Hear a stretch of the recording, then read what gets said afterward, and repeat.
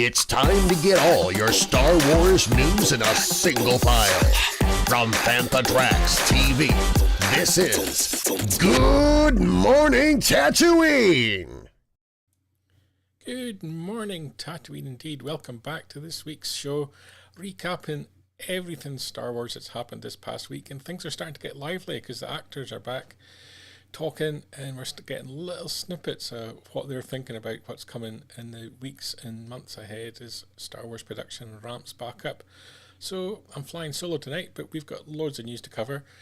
So what have we got coming up on this show? Let's check it out. And first up, we're going to be talking Star Wars games. There's been some nominations for the Game Awards. Free Comic Book Day 2024 will be fast approaching, and the Young Jedi Adventures meets the High Republic Adventures for that. Rancho Obi-Wan's membership kit is out, as well as the 2024 tour tickets are now available. We'll be talking all about Rancho Obi-Wan. Ming-Na Wen has been talking Fennec Shand and her desire to come back. We've also had Pedro Pascal potentially playing Reed Richards in Fantastic Four. How will that impact on Star Wars? Ke Huy Quan has been talking his desire to be in the Star Wars universe. And James Mangold's been passing comment on working with George Lucas and his thoughts on George Lucas as he finally is able to talk about Indy 5. And not to be outdone, Taika Waititi has also been commenting on his forthcoming Star Wars project, and we'll be discussing that as well.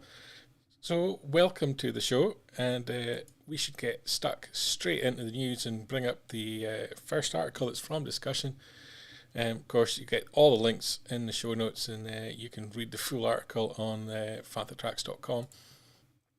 But Star Wars games are being nominated for the Game Awards coming up on December 7th. Most anticipated game is actually Star Wars Outlaws, which is a very positive thing this far out. It's an incredibly difficult category with Tekken 8 and Final Fantasy 7 Rebirth in there as well. But you can vote for it online at the moment. Get your votes in for that. Coming from Massive Entertainment and Ubisoft. Pretty excited myself for this game. Star Wars open world game. Not as open world as perhaps as I want, because it is very much story driven.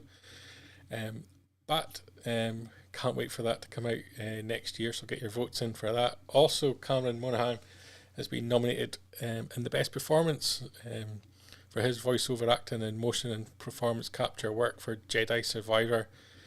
And it's also up for best action adventure game, combining its combat and transversal and puzzle solving. So good luck to all of them. They're all in with a big chance of picking up something there, because Cameron Monaghan's works, I think, is highly regarded in terms of the Jedi series so far. We've also heard that there's going to be a third game in that series, so I'm excited to maybe learn a little bit more about that. Do I expect announcements in the next few months? Probably not. You're probably into late spring before we maybe start hearing some more about that potential game there.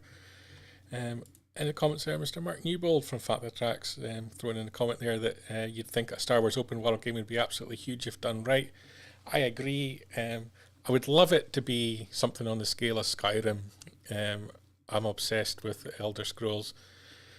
Skyrim, what is it, more than 10 years old now? I still pick it up and play it. I've put thousands of hours into that game. And if you did something with Star Wars, it would be a complete addiction to me. Done right, it would be huge. I understand if they want to make it story driven. People love to drive through games as fast as possible nowadays, and rather than maybe perhaps enjoy the whole open world game, it's a slightly different audience, I think, to standard gaming, and it'd be interesting what Star Wars takes. And of course, you've got DLC as well, so I'm making some criticism about it being story driven, but you do have the opportunity to add add-on packs to it to expand it as well. So whilst it's going to have its limitations, I think, and not be as open world as I personally would like it, I think it probably reaches the mid ground where it gets your traditional gamer, your traditional open world gamer as well, and meets somewhere in the middle, which is probably, to be fair, from a commercial reason and a sensible reason, I think, is why they've ended up in that kind of area. And so I get it. We'll wait and see what happens. I'm excited to see some footage from it, some actual gameplay, learn a little bit more about the mechanics of it as well. So definitely one I'll be keeping an eye on. Next up in the news, Free Comic Book Day coming next year. We don't have the final cover, but we do have this teaser from Dark Horse Comics. They're going to be crossing the Young Jedi Adventures with the High Republic Adventures for Free Comic Book Day. Obviously, Dark Horse's line is targeted towards the younger reader, so it makes sense that the Young Jedi Adventures in there. And the huge popularity of the High Republic Adventures means that it's impossible not to include that. We're getting an adventure from artist Andy Duggan, who's incredibly excited about it if you check out his social medias. And G.G. Older, who has put in some phenomenal writing in Star Wars comics and in literature as well. So I think we should be excited for what this might bring. Always great to do something for Free Comic Book Day. Star Wars has kind of been a little bit of a staple for it, fairly consistent being involved. Great for comic book stores to kind of attract people into the world of Star Wars. Interesting thing, normally it's to get people to sign up to a particular series, and we don't really have anything Young Jedi Adventures coming from Dark Horse Comics. So is this a tease we're going to get something Young Jedi Adventures? Possibly. So we'll stand and see if something there's going to happen. But yeah, Free Comic Book Day will be next spring, I guess, and we'll look forward to seeing this comic on the horizon. Other news that came out this week, we had hit your mailboxes if you're already a member, is Rancho Obi-Wan, and 2023 membership kits have started going out. You're getting this beautiful Obi-Wan and Lola patch, and if you're a recurring member, you'll get a lovely pin as well. I've been a member now, I guess, maybe 6-7 years, I think, possibly longer. I've got a host of these pins, host of the patches. I always love getting a Christmas card from them. It's always something special. And the membership kit as well. You'll get a membership card and a letter from the founder, Steve Sansweet, as well. An absolute legend in the Star Wars collecting community, but just in Star Wars fandom as well. Really helped create the fandom in the initial days. And throughout the years he's been there in various roles, including fan relation as well, Lucasfilm, Rancho Obi-Wan, an amazing place to go. I've been for one of its sort of annual fundraising events in the past as well. It met incredible people there. See how hard the people who volunteer at Rancho Obi-Wan put into it as well to create not just that day, but every sort of tour and event that goes on at Rancho Obi-Wan. The collection is unbelievable. It really is. Everything and anything. And I don't collect any particular line, bar the books, comics. But so there wasn't like an item of merchandise I had to see when I was there. But I loved like seeing a lot of the one-off kind of things that fans had created. Unique stuff from around the world that you just don't see. So much from the Japanese, Chinese market was on display when I was there. See things you never thought you'd ever see, like a rocket firing Boba Fett as well. Just unbelievable stuff. You'll get access to exclusive merch as well. Of course, it's a charity, so it's all tax deductible. Often additional perks throughout the year, and you get discount on tour tickets. Talking of the tours, they're also coming back for 2024. You can start booking now. $80 per person or $30 for a child. Limited 12 people on a tour. Tour lasts between 2 and 4 hours. It is absolutely incredible collection to see around. And one tour probably is not enough. Probably doing multiple tours just to get a chance to see everything. But yeah, as I said, the volunteers doing an amazing good job, and so much insight and knowledge into Star Wars. And as it warns you there, you need to think about it, get booked in advance, because the tours get booked up so quick. You need to be 6 to 8 weeks in advance if you want to make sure you're going to get on one. Mr. Newbold commenting that beautiful membership kit as always. And of course, pointing out that there's no longer an official Star Wars fan club, so this is about as close as you get. And it's a great thing because it's fans celebrating fans. We're celebrating the fandom with each other. When you go to Rancho Obi-Wan, it very much feels like a collective of fandom. So check out the Rancho Obi-Wan website. If you can, become a member. Think about going on a tour. It'll be an unbelievable experience, that's for sure. And definitely recommend that. And I would love to go back, hope to go back next year. I say that every year, I think. But yeah, definitely want to head back to California. And if I go to California, it has to be a trip to Rancho Obi-Wan on the agenda. As I mentioned at the top of the show, the actor strike is over. Still putting the dots on the I's on the paperwork.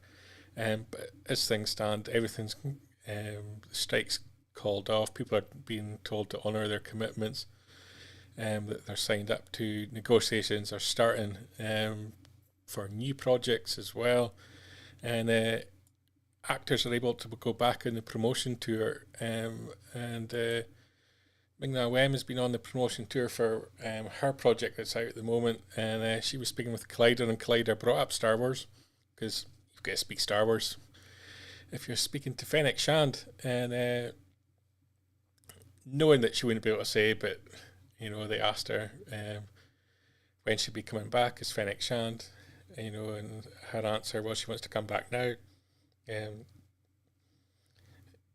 She makes a comment that they've just ended the strike, and she'll be ready and excited to put on her 3-layered leather outfit and be Fennec. She misses being her, but right now she's working on a cookbook and developing a couple of projects. So it sounds like nothing quite on the horizon, but things move fast in Hollywood. Lots of rumours as to when season 4 is going to hit filming and what it's going to involve and who's going to be involved. And I think that probably a good point to bring up the next story at the same time. And Pedro Pascal could potentially be signing on to play Reed Richards in Fantastic Four. We've had, the headline says there, after months of speculation, it's probably been years. Everyone has been connected with the role of Reed Richards, or Mr. Fantastic, as he's also known. Pedro Pascal has now been revealed by Deadline that he's in talks to play the leader of the iconic superhero team. Things still to be worked out. He's got massive issues in terms of his other content that he's working on. He's involved in so many projects, and including The Mandalorian.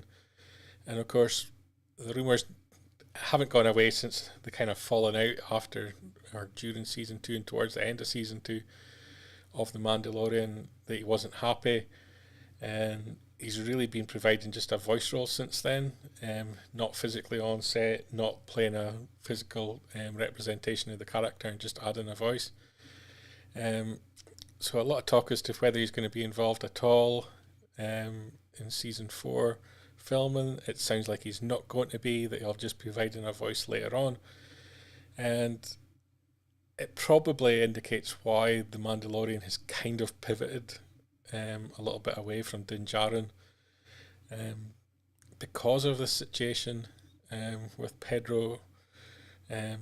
Part, I think, the falling out during season 2 that's often rumoured, but also, a huge part of it being that he's an incredibly popular actor as well, and there's so many people want him on their projects, and he's got to try and balance it all. The strike's not going to help, because every production's going to want to start up again, and I'm assuming they want to get work on Fantastic Four done soon if it's going to make its 2025 release. The Last of Us season 2, The Mandalorian season 4, all of them are going to want to get going. So who comes first, and how do they make it work? And it looks to be Lucasfilm is going to be most flexible, because if it's going to be voiceover work, that can be done much later and much quicker, and remotely if needed. It's currently Fantastic Four in pre-production at Penguin Studios, and Kevin Feige, of course, producing, who, as we talked about last week, no longer making a Star Wars film. Mr. Newbold making a comment, I think a lot of people had, it's hard to see Pedro as Reed, but he's such a good actor. If he can make it work, he's the kind of actor that would. I'm not so sure if I believe the casting rumour myself. There's been a lot of different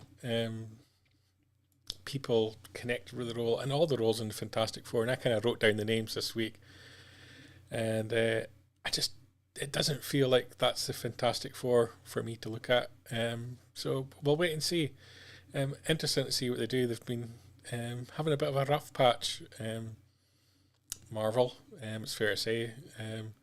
The Marvels in cinema just had a 78% drop in its second weekend, which is just crushing. So they definitely need to do something. Pedro's always been one of these actors you can bank on. So maybe that's why they're connecting him to the role. But it's going to be a huge year, 2025, for Marvel. They've only got one release next year, and then they've got a whole slate of releases that can't possibly release them all in 2025. But they're going to need to do something to get a little bit of life about the franchise at the moment. It's definitely in the doldrums a little bit. Still making crazy money, but not as much money as they would hopefully want.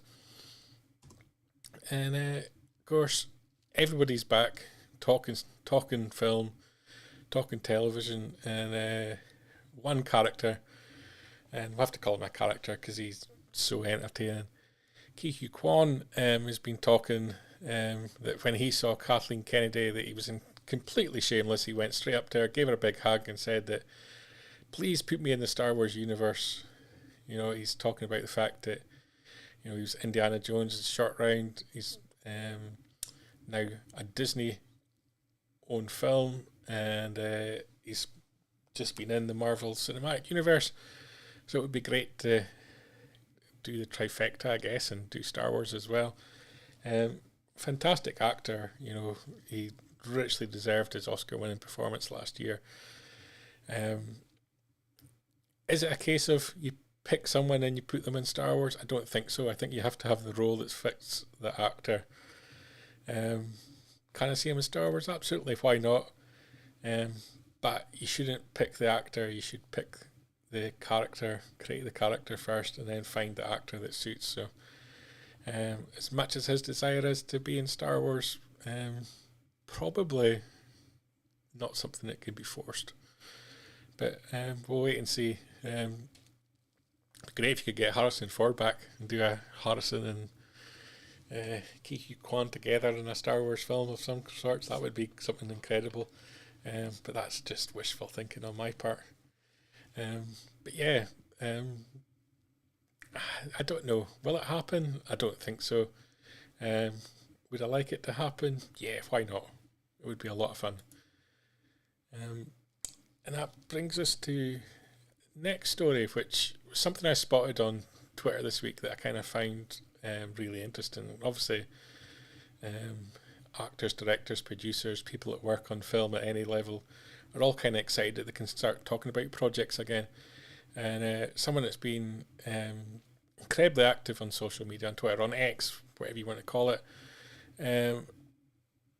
has been James Mangold, and he's made some really insightful comments. If you just go to his Twitter, hit the reply tab, and see what questions he's been answering. Everything's been incredibly interesting. And he was asked about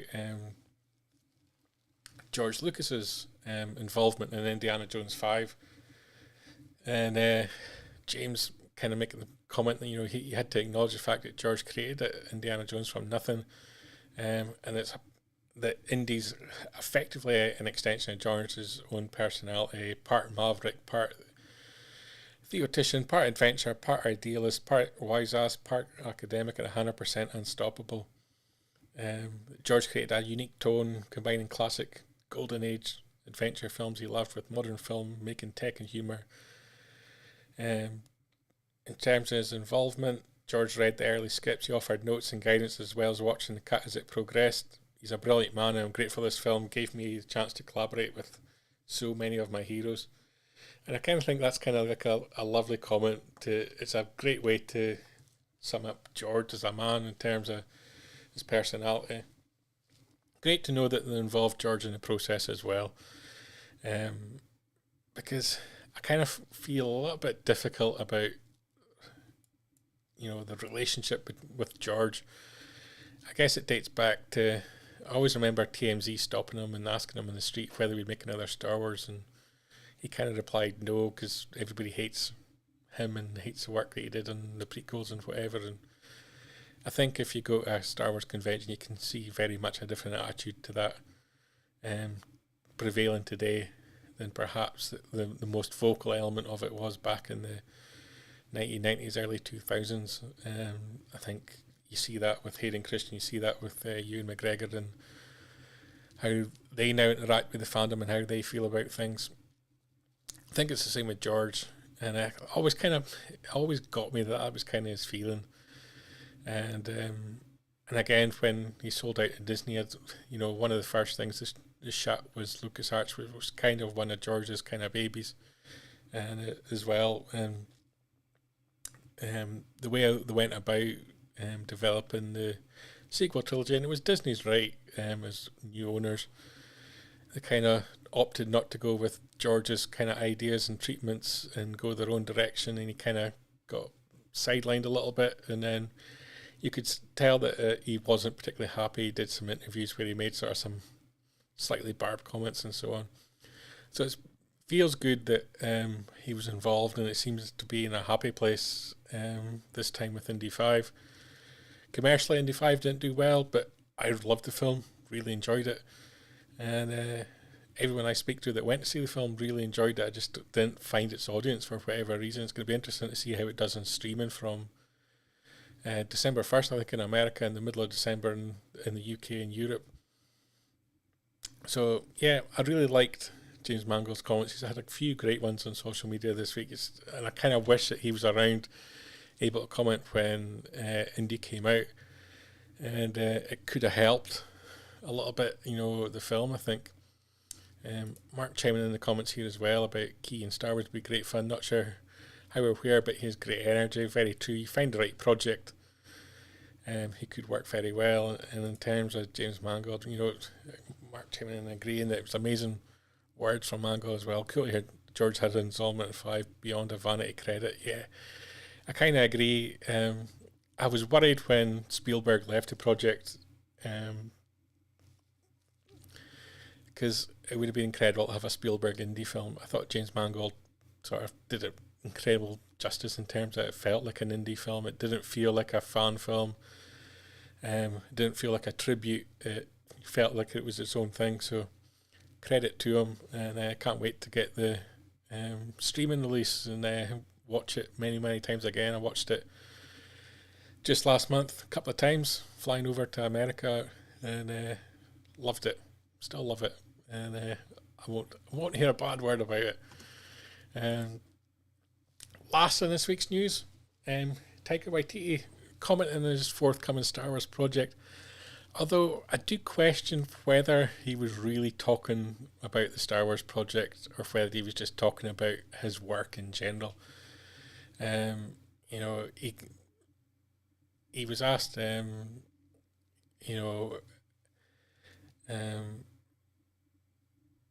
what the film would be, and he gave a dramatic pause and said it would be a Taika Waititi film. Kind of laughed and added, "It's going to piss people off," and that was in comments to Variety. And I don't know if he really meant that he's writing a Star Wars film that's going to piss people off. I think it was more a case of he's going to make it in his own unique style, which we've seen and loved in various Thor films and other films that he's made. But they're not to everyone's taste. And there's a little bit of it that's kind of frightening because it kind of echoes comments that Rian Johnson made just before The Last Jedi came out, and that he didn't want to make a Star Wars film. And, he did sort of, let's admit, he did made controversial decisions with Luke Skywalker, whether you loved it or not. Kind of irrelevant. It definitely rocked the boat for a lot of people. Some people wanted the boat rocked, others didn't. So it kind of echoes the comments that, did Rian Johnson really want to make a Star Wars film, or did he just want to, make something controversial? And is Taika Waititi suggesting the same? Does he really want to make a Star Wars film, or does he just want to make something that rocks the boat and upsets people? I don't think so. I think he's just conscious that his kind of work's an acquired taste. Is he the kind of talent I want at the helm of Star Wars? Admittedly, no, I don't. I want to see Star Wars films, and I don't think that that's the kind of film that he's going to make. And it doesn't mean I want everything to be copy and cut and paste of what's come before. I think you can do unique things within Star Wars and it still feel and be like a Star Wars film. You just have to look at the George Lucas's work between the original trilogy and the prequel trilogy and how different that is. And it shows you what you can do and still be respectful to what's come before. I don't think he wants to be offensive. But I think he recognises that inevitably that's what it's going to be. In terms of this past year, Mark's also making a comment there that it's been a weird year. Things you think are going to be surefire hits like Indy and the Marvels just tanking, and movies like Barbie and Oppenheimer doing so incredibly well. You've got to be. It's been a strange year. Movie studios don't seem to know how to find an audience at the moment, and it's interesting. James Woodcock as well. On this, I'm now of the opinion I cannot fathom any recent decision made by Marvel Films. Kang has been a disaster, and while Reed is thoughtful, he's not selling, which is what I think of with Pedro. I think that's a fair shout. Kang's becoming a real problem because they've obviously got a slate of films lined up, going by just the names of the films where Kang's going to be around for a while. And should the decision be made just to eliminate him quickly as possible? Kind of feel it does, but they've obviously got a plan and it feels like they're going to stick to it. Hasn't worked out at all. And the whole slate at the moment is kind of suffering. Too much content, definitely. There's a hell of a lot of stuff coming out on Disney Plus from Marvel, and if you're not watching it all, it's really difficult to follow what they're doing. And, with respect to Disney Plus, it gets a tiny audience compared to the movie-going audience. If you're getting a hit show and 2 million people are watching it in the cinema, there's 150 million people got to watch it to make it a hit.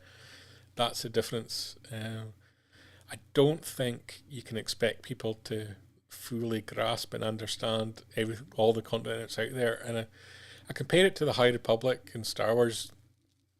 It's been hugely successful. There's no doubt about it. It's got a huge cult following within Star Wars fandom. But a tiny percentage of Star Wars fandom knows and follows and understands the whole High Republic story. So the more and more you integrate it, which is great for High Republic fans, you've got to do it in a way that makes it accessible to everybody else. Marvel aren't doing it in a way that makes their connections between their shows and their movies accessible to everybody else. They're doing it in a way that just adds confusion. Star Wars is running that risk, I think, at the moment with the High Republic and trying to include it and connect it to everything and everywhere. The Acolyte is going to be something seismic for Star Wars, and it's set in the High Republic era, granted at the tail end of it. How much is it going to link to the High Republic content? Beyond having a general look, maybe a couple of crossover characters, it can't go too deep in my mind, because the number of people watching or following the High Republic are in the hundreds of thousands, which out of the Star Wars fandom's not a huge number. It's doing great in terms of publishing numbers, but not. It's never going to be. No literature publication is going to be able to dominate a fandom. And so, whilst it's got this huge cult following, and with that most respect, I think they're doing great stuff and great comics, great books, and some of the best Star Wars and some of the elements of it. Not enough people have an in-depth knowledge of it to go too in-depth with Acolyte. So enough touching moments in Acolyte's going to be enough, I think, without going too deep. So how they've handled that is going to be huge for Star Wars, I think. And yeah, so it kind of looks back to Marvel. What did Marvel do? Did they eliminate Kang? Probably should. And should they move towards Fantastic Four and the mutants? I kind of think it do. It almost feels like a reboot time is needed. Let's just do something completely different. Let's focus on the mutants and the Fantastic Four for a while and take a story in a completely new and fresh direction and get away from this multiverse. And it's getting too complicated for people, I think. And I think they had the same problem with the comics, and they dilute their audience until people are only following a handful of lines, and it's kind of going that way with the TV and movies, and it's, a box office that the Marvels is doing at the moment is not good enough for the kind of cost that goes into a Marvel movie. Star Wars has that same risk. You've got to get the right talent involved. Taika Waititi, great talent. Is he right for Star Wars? Probably not, because he's probably not going to make a Star Wars movie. And everyone should be making Star Wars movies. As he said, he's going to make a Taika Waititi movie, and will it piss people off? Yes, it will. And so it just further divides the fandom. So, yeah, interesting. We're getting these comments. People are keen to get back to work. People are getting involved in new projects that's going to take them out of the Star Wars realm. Directors, like Taika, I think he said he's got 4 projects to do before Star Wars, before he can write it. So that feels like a long distance away, of whether it happens, because there's been so many projects cancelled. But we've got a slew of Star Wars films coming up. I think we're going to get some casting news very, very soon with regards to Rey's movie, and get a clearer idea of the direction that it's going to go. And I would like to hope that the other films are getting developed quickly as well, because we're supposed to get 2 movies in 2026. Will that happen? I doubt it. But Disney seemed keen to go back to this model of 2 a year, which is kind of interesting. Next year is going to be interesting in terms of TV. When will we get new releases? Are Disney going to hold back a lot of it? It kind of feels like they're going to have to hold back content to spread it around, to give them time to ramp up production, to get new seasons in place so they're ready. So I think we're going to get a quiet start to 2024 and a heavy end to the year. It certainly feels like it. Yeah, Mark chiming in there. 1 in 26 is more than enough. I kind of think so. Star Wars used to be events, and nothing that Star Wars is doing at the moment feels like an event. Even the TV shows, they're not mainstream media.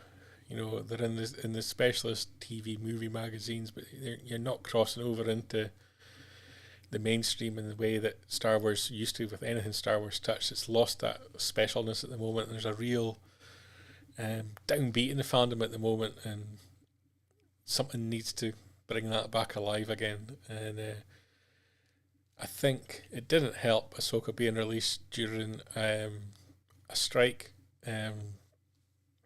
It's without having the actors, the directors, the producers able to support that film and create a vibe. People weren't sure whether they could talk about it as well. It kind of almost feels at the start of the year they should almost do a re-release of it and do like a weekly kind of thing on StarWars.com and really re-promote it. And but yeah, quite how you do that, I don't know.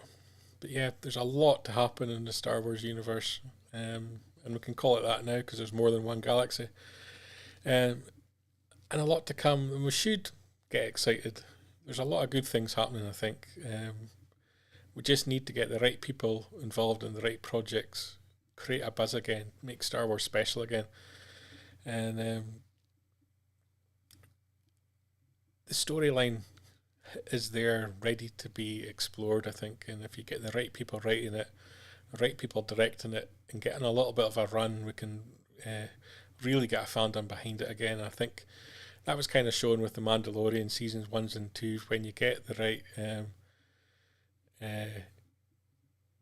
story behind it and the right look behind it, the right feel, the right people, it works, and it works really well. And when you don't, it fails miserably. And there's, we just have to accept that. There's some projects that just don't land. And that's going to be the interesting thing for Star Wars going forward. That's it on the news front for this week. It's been a different kind of Good Morning Tatooine, hosting it on my own. I hope you enjoyed it. I have a guest lined up for next week, so we'll be back to a normal show format. Appreciate everybody for their comments, watching it live, and if you're watching it on repeat, remember, like, subscribe, share the content, and we'll be back next week, 9 p.m. in the UK, on a Sunday night, and each and every week between now and the end of the year. So let's see what's going to be in the news this week. I think we're going to get more film and TV news coming, so it's going to be exciting times in the weeks ahead. So good night, everyone.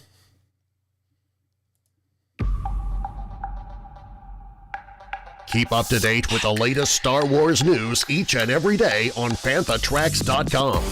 You can also find us on Twitter, Facebook, Instagram, TikTok, Tumblr, and Pinterest at FanthaTracks. And be sure to like, comment, subscribe, and follow FanthaTracks TV to be alerted to new content and to be a part of our live shows.